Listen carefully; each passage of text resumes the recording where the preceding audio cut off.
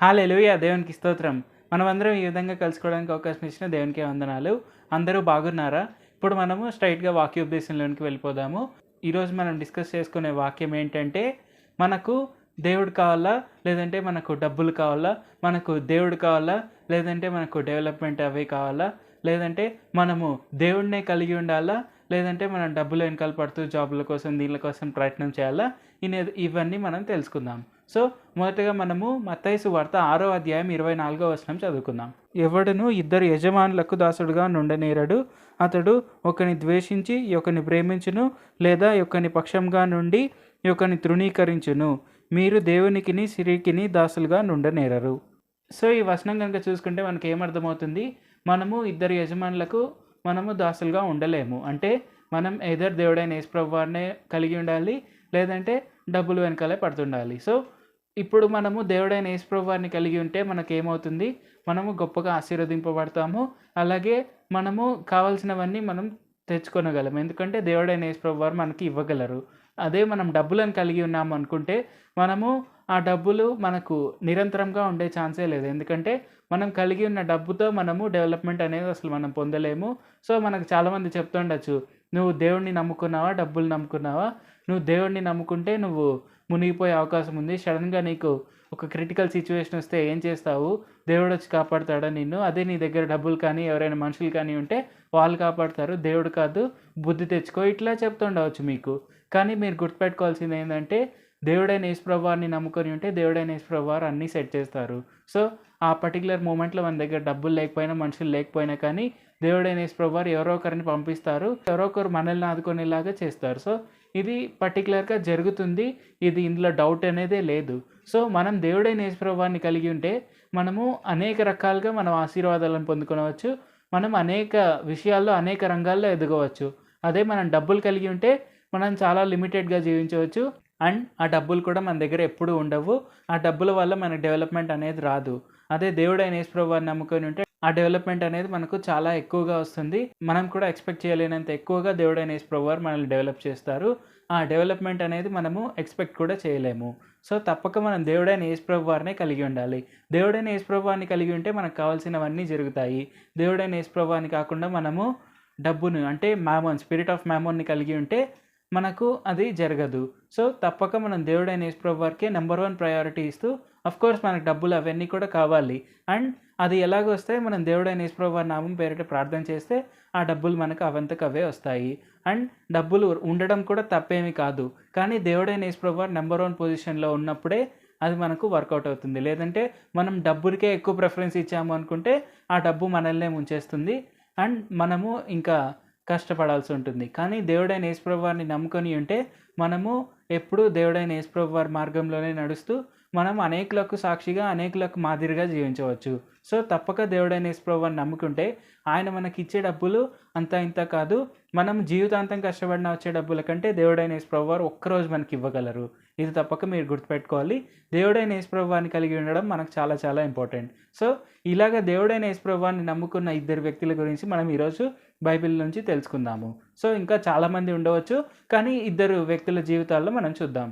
మొదటగా మనం చూడాలనుకుంటున్నది మోషే యొక్క జీవితం. సో, ప్రవక్త అయిన మోషే ఆయన దేవుడైన యెహోవా వారు చెప్పినప్పుడు ఇశ్రాయేలీయులను రక్షించడానికి ఆయన మిద్యానా ప్రదేశం నుంచి ఆయన తిరిగి వెళ్లారు. సో, అంతకంటే ముందేం జరుగుతుంది? ఆయన పుట్టినప్పుడు ఆయనకు ఎన్నో ఇబ్బందులుంటాయి.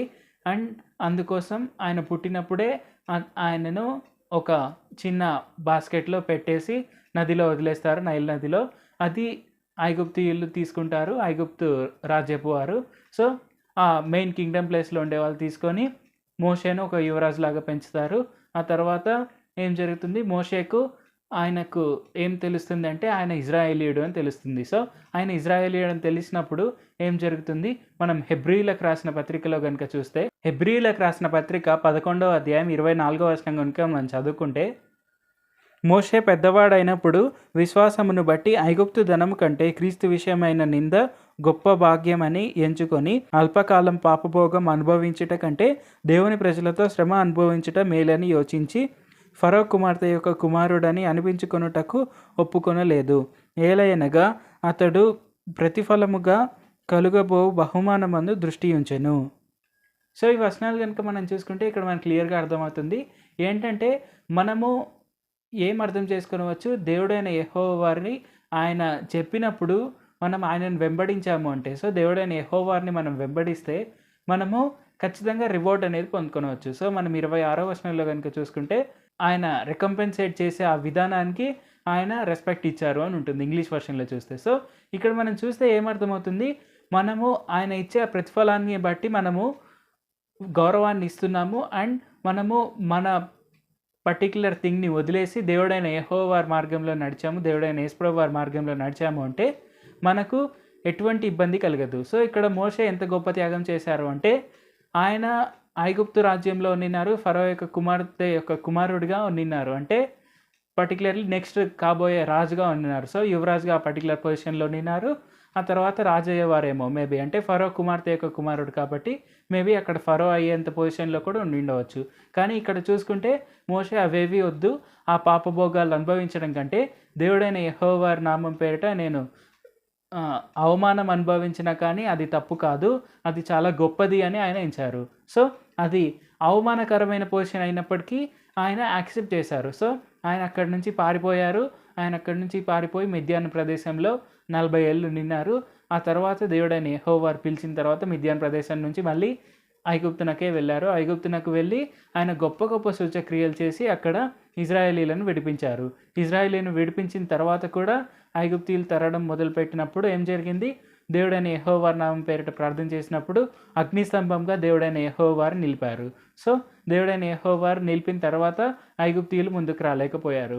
ఆ తర్వాత ఏం జరిగింది, ముందర ఎర్ర సముద్రం ఉన్నింది, వెనకాల ఫరో రాజ్యం ఉన్నింది. అప్పటికి కూడా ఆయన భయపడకుండా ఏం చేశారు, మోషేవారు ప్రార్థన చేశారు. ప్రార్థన చేసినప్పుడు అలాంటి డెస్పరేట్ సిచ్యువేషన్‌లో మనం కూడా గుర్తుపెట్టుకోవాల్సింది ప్రార్థన చేయడం. సో అది కీ.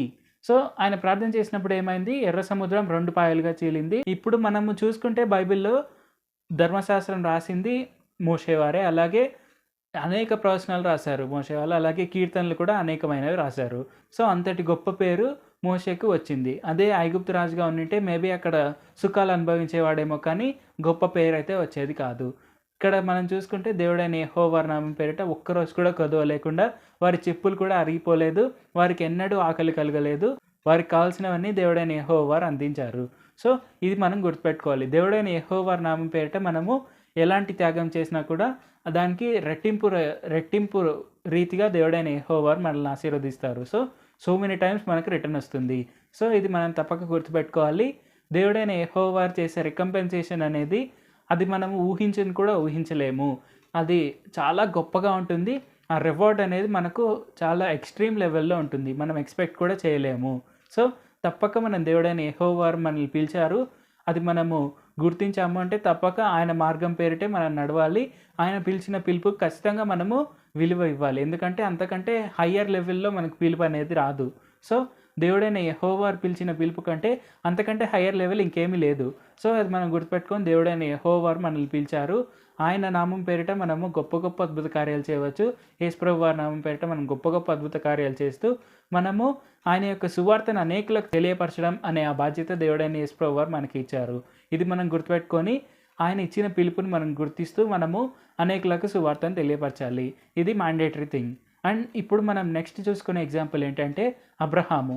సో ఆయన జీవితంలో ఆయన చాలా ఏళ్ళు అక్కడ దాదాపుగా 75 ఇయర్స్ ఆయన ఒక ప్రదేశంలోనే ఉండినారు. సో ఆ ప్రదేశాన్ని వదిలేసి దేవుడైన యెహోవా వారు వెళ్ళమని చెప్తారు. సో అక్కడి నుంచి వేరే ప్రదేశానికి వెళ్ళాలంటే కనాన్ అనే ప్రదేశానికి వెళ్ళాలి. అది ఎక్కడ ఉంటుంది ఏంటి అనేది ఆయనకి మేబీ అంత ఐడియా ఉండిండకపోవచ్చు. అండ్ పర్టికులర్లీ ఆయన 75 ఇయర్స్ అక్కడే ఉండినారు. మేబీ ఆయన పేరెంట్స్ కూడా అక్కడే ఉండిండొచ్చు. సో చాలామంది అక్కడే ఉండిండొచ్చు, ఆయన ఫ్యామిలీ మెంబర్స్ అందరూ కూడా. సో పర్టికులర్లీ అక్కడ ఆయన సెటిల్మెంట్ అనేది వచ్చి ఉంటుంది. సో అలాంటి సెటిల్మెంట్ అనేది వచ్చిన తర్వాత ఆయన హ్యాపీగా ఉన్న టైంలో దేవుడైన యెహోవా వారు అక్కడి నుంచి బయటికి వచ్చేయమని చెప్తారు. సో దేవుడైన యెహోవా వారు అక్కడి నుంచి బయటికి వచ్చేయమని పిలుపునిచ్చినప్పుడు అబ్రహాము వెనకాడలేదు. సో ఆయన చెప్పినట్టే ఆయన భార్యను తీసుకొని, దేవుడైన యెహోవా వారు చెప్పినట్టే ఆయన ఆజ్ఞాపించినట్టే అబ్రహాము ఆయన భార్యను తీసుకొని సారాయిని వెంటనే అక్కడి నుంచి వెళ్ళిపోయారు. సో ఆ ప్రదేశం నుంచి వెళ్ళిపోయి కనాన్ ప్రదేశానికి బయలుదేరారు. సో అది ఎంత గొప్ప విషయం అంటే మనకిప్పుడు పర్టిక్యులర్‌గా మనం ఏదైనా జాబ్ చేస్తున్నప్పుడు, మనకి ఫుల్ సెటిల్‌మెంట్ ఉన్నప్పుడు, మనం పీక్ పొజిషన్‌లో ఉన్నప్పుడు సడెన్‌గా ఆ జాబ్ మానేసి మనం ఇంకేదైనా పని చేయాలంటే కంప్లీట్‌లీ ఔట్ ఆఫ్ స్ట్రీమ్ ఏదైనా పని చేయాలంటే మనకు ఆబ్వియస్‌గా ఏం అర్థం కూడా కాదు. సో, మనము అలాంటి పొజిషన్‌లో ఉన్నప్పుడు కూడా దేవుడైన యేసుప్రభు వారి నామం పేరిట మనము ఆయన చెప్పిన పని తప్పకుండా చేయాలి. అండ్ యేసుప్రభు వారి నామం పేరిట అలాగ చేసినప్పుడు మనము గొప్ప గొప్ప అద్భుత కార్యాలు చేయవచ్చు. ఇది మనము ఖచ్చితంగా గుర్తుపెట్టుకోవాలి. సో, ఇక్కడ చూసుకుంటే అబ్రహాంకి ఏమని వాగ్దానం ఇచ్చారు? మనము ఆదికాండం 12వ అధ్యాయం మొదటి వచనం నుంచి కనుక మనం చదువుకుంటే, యెహోవా నీవు లేచి నీ దేశం నుండియు, నీ బంధువుల యొద్ద నుండియు, నీ తండ్రి ఇంట నుండియు బయలుదేరి నేను నీకు చూపించు దేశమునకు వెళ్ళుము. నిన్ను గొప్ప జనముగా చేసి నిన్ను ఆశీర్వదించి నీ నామమును గొప్ప చేయుదును. నీవు ఆశీర్వాదంగా నుందువు. నిన్ను ఆశీర్వదించు వారిని ఆశీర్వదించెదను, నిన్ను దూషించు వారిని శపించెదను. భూమి యొక్క వంశములు నీ యందు ఆశీర్వదింపబడునని అబ్రాముతో అనగా, యెహోవా అతనితో చెప్పిన ప్రకారము అబ్రాము వెళ్ళెను. లోతు అతనితో కూడా వెళ్ళెను. అబ్రాము హారాను నుండి బయలుదేరినప్పుడు 75 ఏండ్ల ఈడు గలవాడు.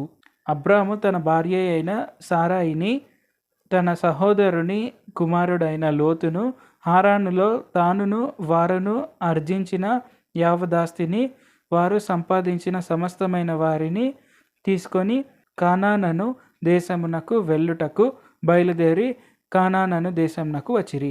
సో, ఈ వచనాలు కనుక మనం చూసుకుంటే మనకి ఏమర్థమవుతుంది? మనము ఆయన చెప్పిన విధంగా, దేవుడైన యెహోవా చెప్పిన విధంగా అబ్రహాము ఎలాగైతే ఆయన ప్రదేశాన్ని వదిలేసి వెళ్ళిపోయాడు, హారాన్ అనే ప్రదేశాన్ని వదిలేసి వెళ్ళిపోయాడు. సో, ఆయనకు కలిగిన ఆస్తినంతా తీసుకొని, ఆయన సంపాదించుకున్న వర్కర్స్ అందరినీ తీసుకొని, సారాయిని ఇంకా ఆయన సహోదరుని కుమారుడగు లోతును కూడా తీసుకొని వెళ్ళారు.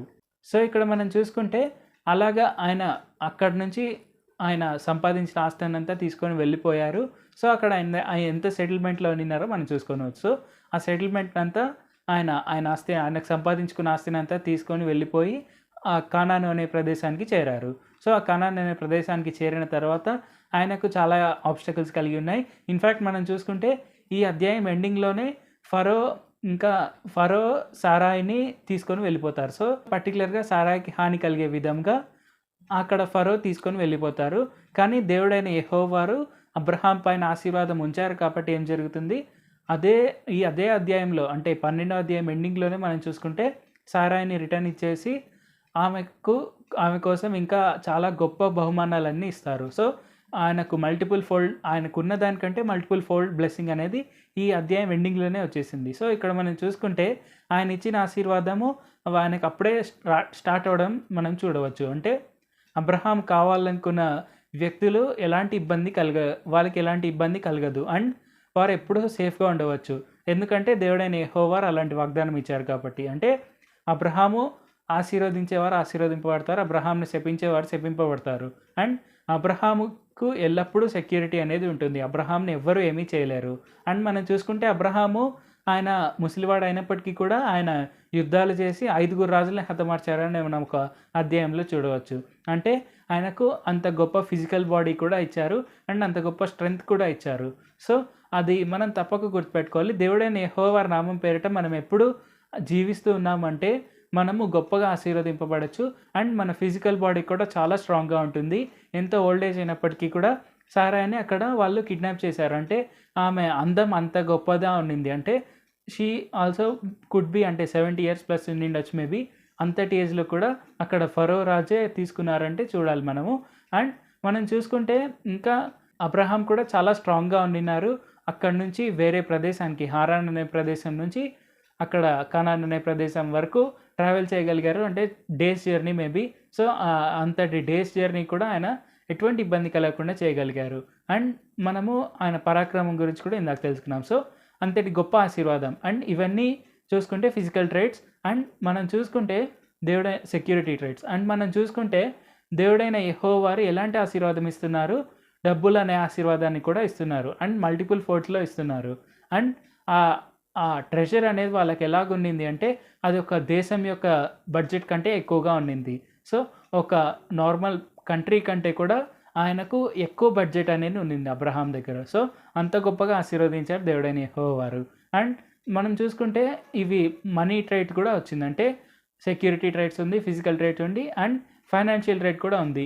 అండ్ ఇంకా ఏమిచ్చారు దేవుడైన యెహోవారు, మీ సంతానాన్ని కూడా గొప్పగా ఆశీర్వదిస్తాను, వాళ్ళు ఇసుక రేణువుల వలె ఆకాశ నక్షత్రముల వలె అభివృద్ధి చెందుతారు అని చెప్పారు. అంటే అలాగే ఆయన చెప్పిన విధంగానే ఇసుక రేణువుల వలె ఇస్మాయిల్ సంతతి ఎదిగింది. అలాగే ఆకాశ నక్షత్రముల వలె ఇసాక్ సంతతి కూడా ఎదిగింది. అండ్ మనం చూసుకుంటే దేవుడైన యెహోవారు ఆయన ఆఫ్‌స్ప్రింగ్‌కి అంత గొప్ప వాల్యూ కూడా ఇచ్చారు. అండ్ ఇప్పుడు మనం చూసుకుంటే యూదులు కూడా వాళ్ళు ఎటువంటి ఇబ్బంది కలిగి ఉంటారంటే ఫిజికల్‌గా వారికి ఇబ్బంది ఉన్నా కానీ వారికి మనీ పరంగా ఎప్పుడు ఇబ్బంది అనేది ఉండదు. సో వారు ఎప్పుడూ రిచ్‌గానే ఉంటారు.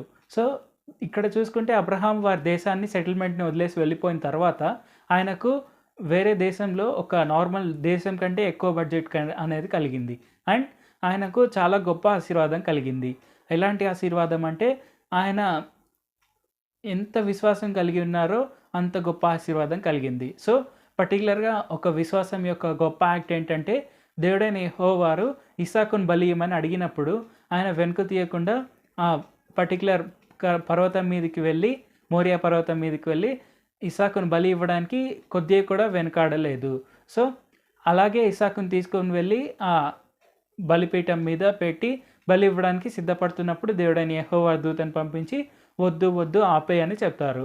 అందుకు అబ్రహాంకి ఏం పేరు వచ్చింది? అబ్రహాంకు విశ్వాసులకు తండ్రి అయ్యాడు. సో ఇప్పుడు మనం చూసుకుంటే అబ్రహాం సంతతిలోనే దేవుడైన యేసుప్రభు వారు పుట్టారు. సో అబ్రహాం కుమారుడగు దావీదు కుమారుడగు యేసుక్రీస్తు వంశావళి అనేది మనం మత్తయి సువార్త 1వ అధ్యాయం 1వ వచనంలో, అంటే కొత్త నిబంధనలో ఉండే మొట్టమొదటి వచనమే అది. అంటే ఫస్ట్ పేరు కొత్త నిబంధనలో ఉండేది అబ్రహాం పేరు. సో దేవుడైన యెహోవారు అలాగ ఆశీర్వదించారు. అలాంటి ఒక ఘనతను అనేది ఇచ్చారు అబ్రహాంకి. అండ్ దేవుడైన యేసుప్రభు వారు సువార్త ప్రకటిస్తున్నప్పుడు ఆయన అనేకమైన చోట్ల అబ్రహాం యొక్క రెఫరెన్సెస్ కూడా యూజ్ చేశారు. సో అంతటి గొప్ప రెస్పెక్ట్ అనేది ఉండింది అబ్రహాంకి. సో మన జీవితాల్లో మనము ఎలాంటి పిలుపైనా దేవుడైన యేసుప్రభు వారి నుంచి పొందితే మనం త్యాగం చేయడానికి వెనకాడకూడదు. ఎందుకంటే మనకు వచ్చే ఆ రికమెండేషన్ అనేది మనం ఎక్స్పెక్ట్ చేయలేము. ఇది నేను రిపీట్ చేస్తూనే ఉన్నాను. ఎందుకంటే మనము అన్ఎక్స్పెక్టెడ్‌గా దేవుడైన యేసుప్రభు వారు మనల్ని ఆశీర్వదిస్తారు. అండ్ దేవుడైన యేసుప్రభు వారు చెప్తున్నారు, ఆశీర్వాద దినం అనేది నేడే. అంటే దేవుడైన యేసుప్రభు వారు మనల్ని ఈ రోజు నుంచే ఆశీర్వదించడం కూడా మొదలుపెడతారు. సో మనం దేవుడైన యేసుప్రభు వారి నామం పేరిట ఎలాంటి కార్యం చేసినా కూడా ఆ కార్యానికి మనకు రివార్డ్ అనేది ఉంటుంది. సో ఇది మనం గుర్తుపెట్టుకోవాలి. మనము చేసే ప్రతి ఒక్క పనికి మనకు పరలోకంలో రివార్డ్ ఉంటుంది. ఈ భూమి పైన కూడా అత్యంత గొప్పగా దేవుడైన యేసుప్రభు వారు ఆశీర్వాదాన్ని కలుగజేస్తారు. ఇది తప్పక మనం గుర్తుపెట్టుకొని దేవుడైన యేసుప్రభు వారు చెప్పిన కార్యాలు తప్పకుండా మనం చేసుకుంటూ ముందుకు సాగాలి. ఇది మనం తప్పక గుర్తుపెట్టుకోవాలి. అండ్ ఫర్ ద క్వశ్చన్, మనం ముందనుకున్న క్వశ్చన్ ప్రకారం మనకు దేవుడైన యేసుప్రభు వారు కావాలా, డబ్బులు కావాలా అంటే తప్పకుండా దేవుడైన యేసుప్రభు వారే కావాలి. దేవుడైన యేసుప్రభు వారు ఉంటే మన దగ్గర డబ్బులు ఉంటాయి, మన దగ్గర సెక్యూరిటీ ఉంటుంది, మన దగ్గర బలం ఉంటుంది, మన దగ్గర కావాల్సిన ప్రతి ఒక్కటి ఉంటుంది. అదే మన దగ్గర ఉత్త డబ్బులే ఉన్నాయంటే మన దగ్గర ఇంకేమీ ఉండకపోవచ్చు. సో తప్పక మనకు దేవుడైన యేసుప్రభు వారే కావాలి. దేవుడైన యేసుప్రభు వారే మనకు కావాల్సినది. అది మనం తప్పక గుర్తుపెట్టుకొని మనం ముందుకు సాగాలి. దేవుడైన యేసుప్రభు వారు మన జీవితాల్లో ఉంటే మనం గొప్పగా ఆశీర్వదింపబడచ్చు. అదే దేవుడైన యేసుప్రభు వారు మన జీవితంలో లేకుంటే మన దగ్గర ఎంత డబ్బు ఉన్నా కూడా అది దేనికి పనికిరాదు. సో ఇది మనం తప్పక గుర్తుపెట్టుకొని మనం ముందుకు సాగుదాం. సో మనము దేవుడైన యేసుప్రభు వారిని కలిగి ఉండి మనం ఏం చేయాలి? మనం సామెతల గ్రంథం 3వ అధ్యాయం 5వ వచనం నుంచి కనుక మనం చదువుకుంటే, నీ స్వబుద్ధిని ఆధారం చేసుకొనక నీ పూర్ణ హృదయంతో యెహోవా యందు నమ్మిక ఉంచుము. నీ ప్రవర్తన అంతటి యందు ఆయన అధికారం నాకు ఒప్పుకొనుము. అప్పుడు ఆయన నీ త్రోవలను సరళము చేయును. సో ఈ వచనాలు కనుక చూసుకుంటే మనకేమర్థమవుతుంది? మనము దేవుడైన యేసుప్రభు వారికే మన మార్గాలన్నీ అప్పగించాము.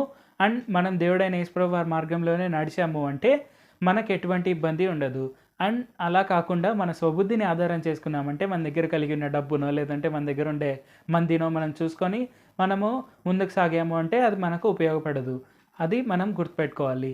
ఈ వర్స్లో మనం చూసుకున్న ప్రకారంగా మన స్వబుద్ధిని ఆధారం చేసుకొనక దేవుడైన యేసుప్రభు వారి మార్గానికే మనం నడుస్తూ మన మార్గాలన్నీ ఆయనకే ఇచ్చాము అంటే ఆయన మనల్ని గొప్పగా ఆశీర్వదిస్తారు. మన మార్గాన్ని అంతా సరళం చేస్తారు.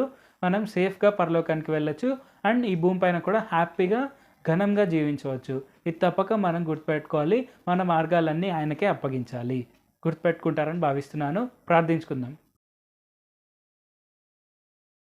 ప్రభువా, దేవ, సర్వాధికారి యేసయ్య, మీరు మాకు ఇచ్చిన ఈ గొప్ప వాక్యాన్ని బట్టి మీకే వందనాలు తండ్రి. యేసయ్య, మీరు మాకు ఇచ్చిన గొప్ప ఎగ్జాంపుల్స్ అయిన అబ్రహాము, మోషేని బట్టి మీకే వందనాలు తండ్రి. వారు మీరు చెప్పిన విధంగా వారు త్యాగాలు చేసినప్పటికీ వారికి వచ్చిన రివార్డ్ అనేది చాలా గొప్పగా ఉండింది. ఎలాగంటే మోషే మీ నామం పేరిట గొప్ప గొప్ప సూచక్రియలు అద్భుత కార్యాలు చేయగలిగాడు. అలాగే మీ యొక్క ధర్మశాస్త్రాన్ని ఇజ్రాయేలీలకు ప్రకటించగలిగారు తండ్రి. యేసయ్య అలాంటి గొప్ప ఆశీర్వాదాన్ని మాకు కూడా దయచేయండి. మీ యొక్క ప్రవక్తలుగా మేము జీవిస్తూ మేము మీ యొక్క సువార్తను అనేకులకు తెలియపరచువారి వలె ఉండేందుకు సాయం చేయండి. అలాగే మీ నామం పేరిట గొప్ప గొప్ప సూచక్రియలు చేస్తూ మేము మీ నామ ఘనత కారకులుగా ఉండేందుకు సాయం చేయండి యేసయ్య. అలాగే అబ్రహాము మీరు చెప్పిన విధంగా ఆయన ప్రదేశాన్ని వదిలేసి ఆయన కనాన్ అనే ప్రదేశానికి వెళ్ళగా ఆయనకు కలిగిన ఆశీర్వాదం ఎంత గొప్పదంటే అది ఎవ్వరు ఇమాజిన్ కూడా చేయలేరు తండ్రి. అంతటి గొప్ప ఆశీర్వాదాన్ని మీరు అబ్రహాం నాకు దయచేశారు.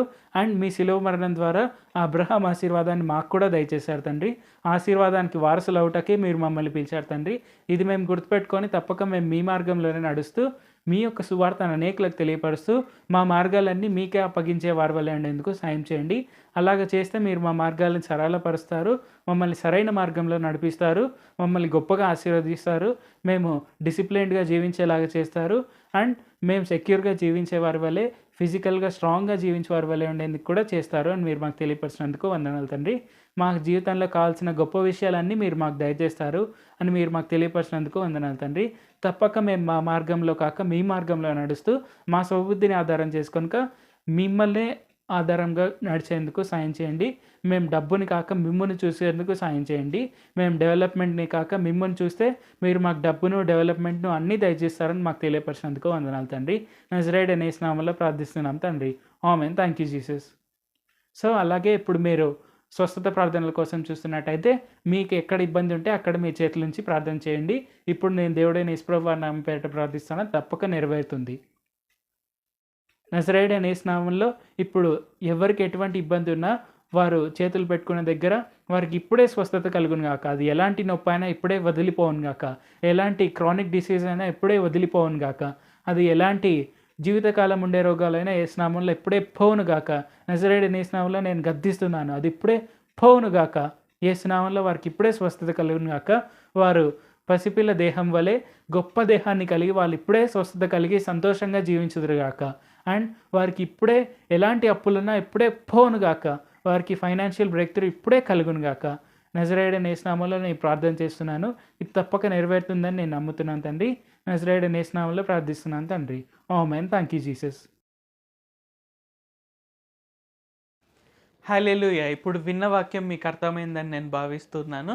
సో విశ్వాస వీరులం క్రీస్తు శిష్యులం అనే పాట ద్వారా మనం దేవుని ఆరాధించుకొని స్తుతించుకొని ఈ కూడికను మనం ముగించుకుందాం.